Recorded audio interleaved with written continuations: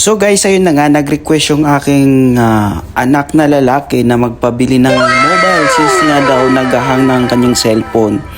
Well, kasi nakikita ko naman deserve niya magka-mobile dahil nag-aaral siyang mabuti. Wow. Sino ba naman ako para hindian yung anak ko, 'di ba guys? Which is nag-aaral lang mabuti. And sabi ko naman, mag-aaral lang mabuti basta para sa future nyo. Yes, gagawin ng inyong ama. So ayan na nga mga idol, napabili ng cellphone si Kabayan.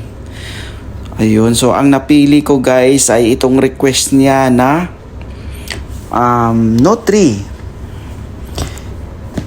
3. Redmi Note 3.